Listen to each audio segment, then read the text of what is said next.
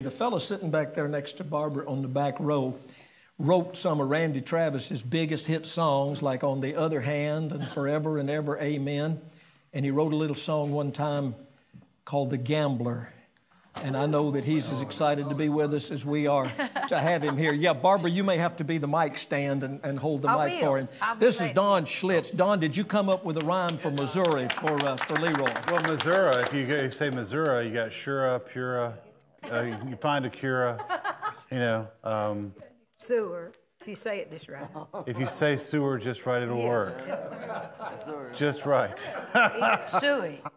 I'm not sure Suey about would sewer. really rhyme. Yeah, we talked about songs that were that worked. Leroy was talking about a little while ago. I got him fired once with a song. If you can, he was reminding me this a little while ago. You're familiar with the show Country Crossroads? Oh yeah. It was produced by the Southern Baptist Radio TV Commission, and when they started that show, they called Hubert Long. They were looking for somebody that had had a little radio experience and with a fairly clean pedigree. And so they put us on this show, and the first one was done live on 35 radio stations from the Hall of Fame here in Nashville. So I was on that show with Bill Mack. Bill Mack and I did the first one, and then Jerry Clara joined us later. And this guy over here came up with a song that I thought was hilarious. I thought it was very, very funny. And so I recorded it. And it was I thought it was a novelty, funny record. But keep in mind, it was for the Southern Baptist Radio TV Commission. Right. And the song was, Save Me a Seat by the Fire. It said, don't sign for you. Said, no, seriously, it was funny, but it got unfunny. And it was funny to me. It was funny to me.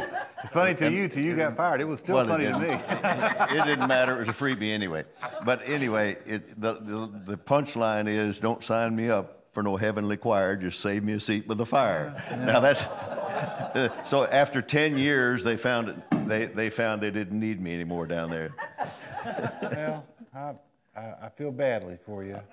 It's okay. It's okay. I forgive you. Thank you so much. Barbara taught me how to sing the auctioneer, though, over here, how to do the background part. That'll work. Watermelon, watermelon, watermelon, watermelon, That's watermelon, it. watermelon, That's watermelon, it. watermelon. You learn fast. Yeah. You're quick steady. I don't learn fast, Leroy. That's one thing I don't do. I think before you sing this, you should tell him what you told me about why they didn't think you could make it. Well, I came here in 1973, not to the studio, but to Nashville. I came to the studio this morning, and it wouldn't. It seems like 1973. And I came from Durham, North Carolina. I got here as fast as I could. I had 3 wonderful semesters, all freshmen of college, and Duke University, and I decided that I should go find something else to do. So I came to Nashville, and everybody in Durham, not everybody, but folks in Durham told me, said, well, you can't go to Nashville and make it as a songwriter. Why not? Because John D. Loudermilk did. Oh. And you stop and think for a second. So wait a second. You said I can't do it because John D. Loudermilk did. Uh-huh. Well, is there a quota? So thank goodness there wasn't. And 4.5 very short years later of walking the streets, working as an all-night computer operator, and writing songs and trying to get anybody to cut one, I got my my very first cut, and this was a song that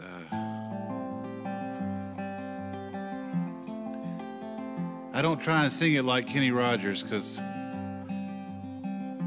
I'm no fool.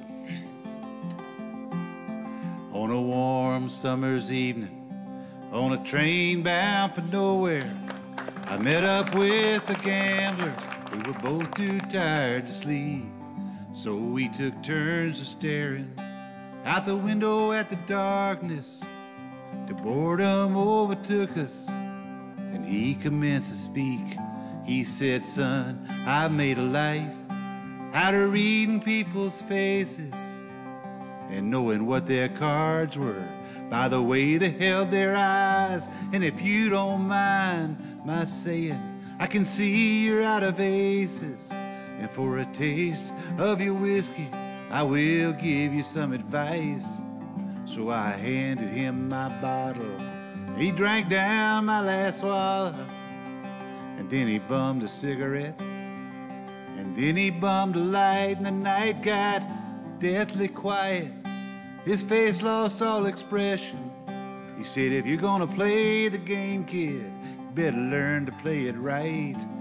Because every gambler knows that the secret to surviving is knowing what to throw away and knowing what to keep. Because every hand is a winner, just like every hand is a loser. The best that you can hope for is to die in your sleep. And you got to know when to hold 'em, know when to fold 'em, know when to walk away, know when to run. You never count your money. When you're sitting at the table, there'll be time enough for counting when the dealing is done.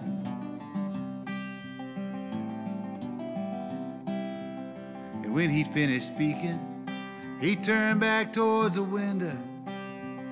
He crushed out his cigarette. He faded off to sleep, and somewheres in the darkness, the gambler, he broke even. But in his final words, I found an ace that I could keep. You got to know when to hold 'em, know when to fold 'em, know when to walk away, know when to run. You never count your money.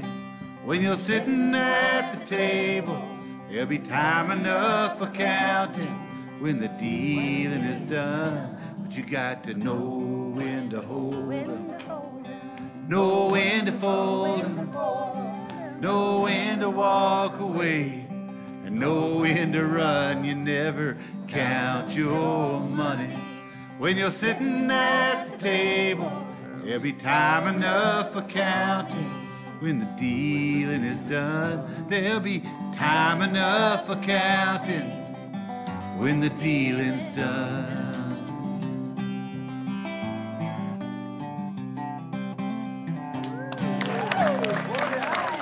Oh, bless y'all's heart. Thank you. Hey, if you like that one, you're going to love this one.